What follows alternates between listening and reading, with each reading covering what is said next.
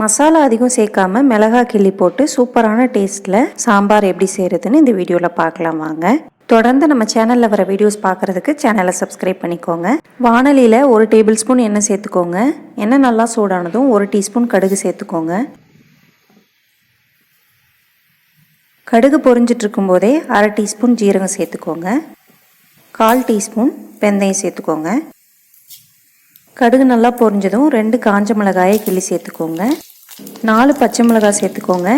இந்த சாம்பாருக்கு நம்ம மசாலா அதிகமாக சேர்க்க போகிறதில்ல, பச்சை மிளகாயோட காரம் தான் இருக்க போகுது. அதனால் 4லேருந்து 5 பச்சை மிளகாய் கூட சேர்த்துக்கலாம்.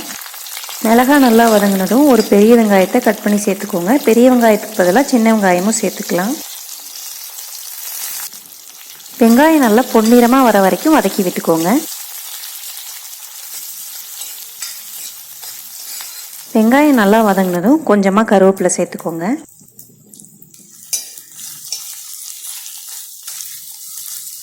எல்லாம் நல்லா வதங்கினதும் 4-5 பூண்டு பல் சேர்த்துக்கோங்க. ஒரு தக்காளியை கட் பண்ணி சேர்த்துக்கோங்க. தக்காளி நல்லா மசிஞ்சு வர வரைக்கும் வதங்கட்டும். தக்காளி நல்லா வதங்கிட்டு இருக்கும் போதே கொஞ்சமாக கொத்தமல்லி சேர்த்துக்கோங்க. இப்படி நம்ம கொத்தமல்லி சேர்த்து வதக்கும் போது கொத்தமல்லியோட வாசனை எல்லாம் சாம்பாரில் இறங்கி டேஸ்ட் நல்லாயிருக்கும்.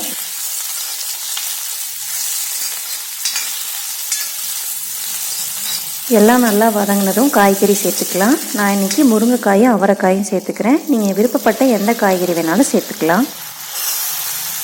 காய் சேர்க்காம வெறும் பருப்பு மட்டும் வச்சும் இந்த சாம்பார் செய்யலாம்.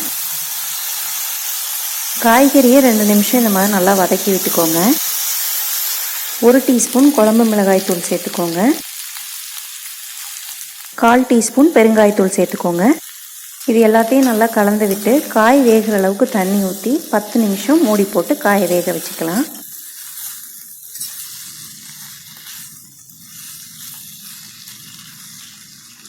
ரெண்டு டம்ளர் தண்ணி சேர்த்துக்கோங்க. தண்ணி அதிகமாக சேர்த்துற வேண்டாம், நம்ம கடைசியாக புளி தண்ணியெல்லாம் சேர்க்க போகிறோம். அதனால் தண்ணி அளவாக பார்த்தே சேர்த்துக்கோங்க.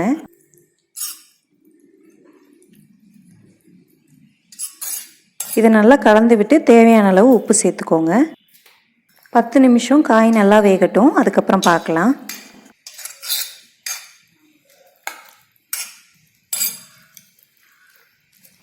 பத்து நிமிஷம் ஆயிடுச்சு, காய் நல்லா வெந்துருச்சு. இந்த சமயத்தில் 2 கப் துவரம்பருப்பை வேக வச்சு வச்சுருக்கேன், அதை இதில் சேர்த்துக்கலாம். பருப்பு சேர்த்துட்டு எல்லாத்தையும் நல்லா கலந்து விட்டுக்கோங்க. தண்ணி கம்மியாக இருந்துச்சுன்னா கொஞ்சமாக தண்ணி சேர்த்துக்கலாம். நான் தண்ணி எதுவும் சேர்க்கல, ஏற்கனவே சேர்த்த தண்ணியே கரெக்டாக இருந்துச்சு. பருப்பு வேக வைக்கும் போதே கொஞ்சமாக மஞ்சத்தூளும் விளக்கெண்ணையும் சேர்த்து வேக வச்சு சேர்த்துக்கோங்க. விளக்கெண்ணெய் சேர்த்து வேக வைக்கும்போது சாம்பார் நல்லா டேஸ்ட்டாக இருக்கும்.